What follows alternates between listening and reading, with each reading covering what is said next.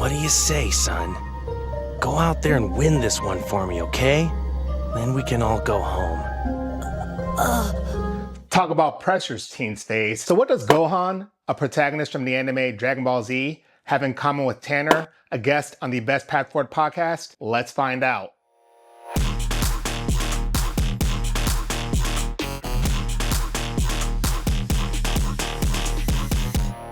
During his episode, Tanner talked about two things that helped him find a life of joy. For the consciousness shift, it's less I can't do something and more I can. For Tanner, he started out in event-based marketing, and he really wanted to get into social media ads. And rather than focusing on what he couldn't do, he started focusing on the things that he could do.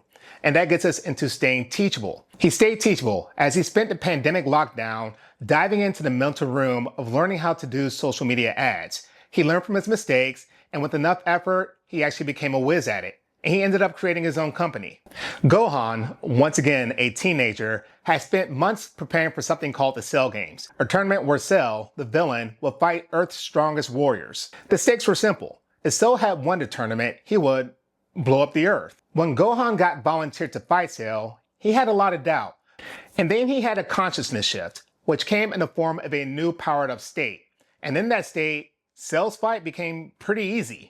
And unfortunately, it got a little too easy for Gohan. He became cocky, toying with the enemy. Rather than listening to his father's advice to end the fight quickly, he toyed with Cell. And of course, Cell didn't like being toyed with, and he threatened to blow up the Earth. Lucky for Gohan, his father, Goku, stepped in, took Cell away, and he exploded. And obviously, Goku died. But Cell did not die. Cell still had a fight to finish, and he came back even stronger for Gohan. Look, it's easy to judge Gohan for toying with a madman, but once again, he was a teenager. But that mistake did cost Gohan his father's life and led him to being one arm down in a fight he had to win. When the time to fight Cell came, Gohan was filled with doubt. It led to a consciousness shift, with his inner voice telling him that he did not have the ability and the power to defeat Cell. But Gohan remained teachable. When his dead father started speaking to him, Gohan listened. Goku told Gohan that he had all the power he needed to save the day. And that led to yet another consciousness shift. Gohan no longer believed that he lacked the power.